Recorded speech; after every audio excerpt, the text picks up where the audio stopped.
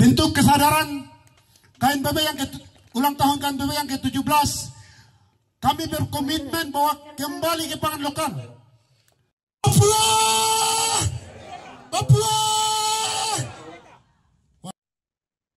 Badan Pengurus Pusat Komite Nasional Papua Barat KNPB melantik Badan Pengurus baru KNPB Wilayah Sentani, dan kegiatan pelantikan pengurus ini juga dirangkai dengan perayaan Hari Ulang Tahun ke-17 KNPB di Lapangan Pasar Lama Sentani, Distrik Sentani, Kabupaten Jayapura, Papua pada Rabu 19 November 2025. Informasi lebih lengkapnya terkait momen ini kita sudah terhubung bersama rekan Putri Nurjana Kurita, wartawan Tribun Papua. Rekan Putri Nurjana, silakan informasi selengkapnya. Ya, ya baik, rekan Justina dari Kabupaten Jayapura, Provinsi Papua, melaporkan terkait dengan Komite Nasional Papua Barat atau KNPB merayakan hari ulang tahun ke-17-nya dengan cara beribadah, makan bersama, sekaligus melantik pengurus baru KNPB Wilayah Sentani, bertempat di lapangan Pasar Lama Sentani, Distrik Sentani, Kabupaten Jayapura, Provinsi Papua pada Rabu kemarin, 19 November 2025.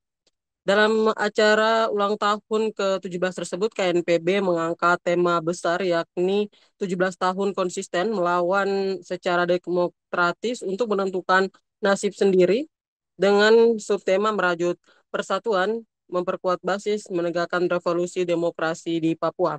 Acara dimulai dengan menyanyikan lagu Hai Tanahku Papua, ibadah, menyanyikan lagu Mars KNPB, pembacaan sejarah KNPB sejak tahun 2028 sampai 2025, dan pelantikan KNPB di wilayah Sentani, kemudian diakhiri dengan makan bersama. Ketua Umum Badan Pengurus Pusat KNPB Agus Kosai mengatakan perayaan ulang tahun ini bertujuan untuk merefleksikan perjalanan panjang KNPB. Walaupun masih berusia remaja, tetapi dari sisi perlawanan, KNPB memberikan sejumlah kemajuan dalam mendidik rakyat, juga membangun konsolidasi nasional, internasional, bahkan konsolidasi di rakyat Papua ini dinilai juga telah berkembang. Namun tak dipungkiri Kosai, KNPB juga menghadapi berbagai tantangan, yakni gugurnya anggota KNPB hingga mencapai puluhan orang demi mempertahankan gerakan damai di Papua. Kosai mengatakan perlawanan damai KNPB di wilayah perkotaan mengandalkan pengeras suara, mic, dan spanduk. Itu merupakan senjata melawan kolonialisme Indonesia yang tetap konsisten hingga hari ini.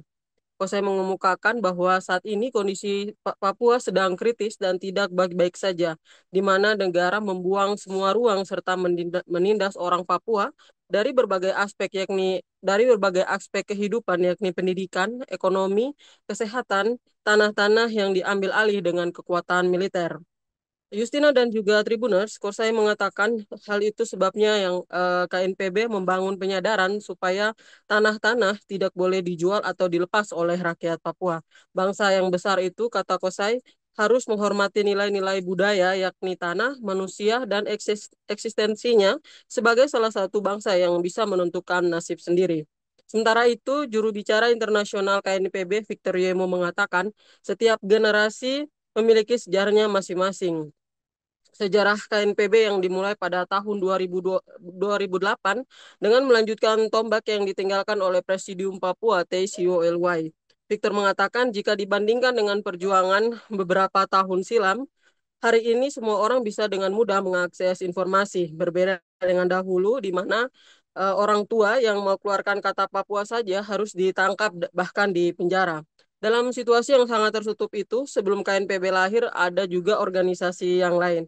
Namun KNPB lahir sendiri dari pemikiran bahwa perlu dibentuknya organisasi yang mampu merangkul seluruh gerakan perlawanan dan ambil alih gerakan sipil di perkotaan. Victor mengungkap dalam HUT ke-17 tersebut, pihaknya berkomitmen untuk memusatkan segala perjuangan dimulai dari dalam negeri. Oleh karena itu, membesarkan perjuangan diplomasi atau dimanapun diutamakan dari dalam negeri itu sendiri.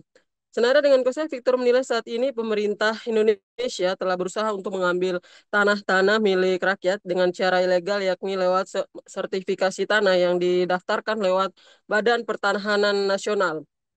Artinya pemerintah tidak perlu lagi memakai militer untuk merampas tanah milik rakyat, tetapi cukup dengan aturan dan perundang-undangan. Hal yang dikatakan Ketua Umum KNPB sendiri, Kosai, mengatakan bahwa ancaman baru bagi rakyat Papua, yakni negara tengah melakukan sertifikasi tanah milik rakyat, dan dia pun mewanti-wanti bahwa Papua akan bernasib sama dengan suku aborigin di Australia.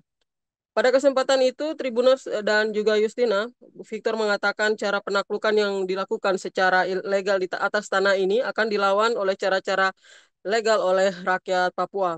Oleh karena itu, jalan satu-satunya KNPB akan membangun organisasi perlawanan, dan di situ kita merayakan dan merefleksikan perjalanan panjang KNPB.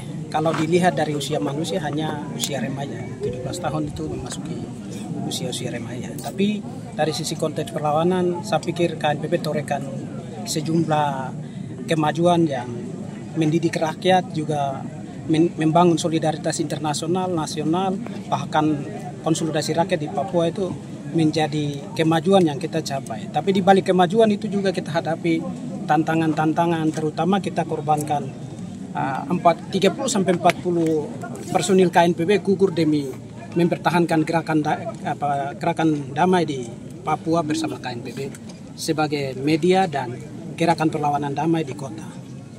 Kita melakukan perlawanan damai hanya mengandalkan megapon, mic, bendera perlawanan, spanduk, itu menjadi senjata kami melakukan perlawanan di Papua. Dan hari ini konsisten sampai kita masuk di 2017. Itu bagian dari konsistensi dan sikap militansi terhadap penindasan di Papua oleh kolonial Indonesia di Papua. Jadi bagi kami itu bagian dari refleksi juga membangun emosional bersama di HUT ini untuk membangun penyadaran lagi yang lebih luas, termasuk sejumlah hal yang tadi saya sampaikan di sambutan saya. Konsolidasi internasional, nasional, juga rakyat Papua, juga mereka yang ada di rimba raya yang berjuang. Karena mereka punya tujuan hanya satu, hak penentuan nasib sendiri bagi bangsa Papua. Itu cita-cita leluhur bangsa ini ada di situ. Hari ini negara membungkam semua ruang. Dan mereka menindas orang Papua dari berbagai aspek kehidupan. Dari sisi pendidikan, ekonomi, kesehatan, semua aspek. Di mana tanah-tanah tadi kita sudah bilang bahwa mereka ambil alih dengan kekuatan militer, apalagi kalau dong tetapkan aturan-aturan yang tadi kawan juga internasional bicara itu mereka tetapkan, itu ancaman bagi rakyat Papua. Belum ada itu saja rakyat ini sudah jual tanah. Tanah ini bukan milik kita lagi. Iya toh? Tanah adat ini bukan milik kita. Ini orang luar yang datang menempati tanah ini. Anak cucu kita kemana mereka? Masa depan anak cucu kita ini akan diapakan? Jadi jangan sampai masa depan itu sama dengan aborigin kedua di Papua. Download Tribun X sekarang. Menghadirkan lokal menjadi Indonesia.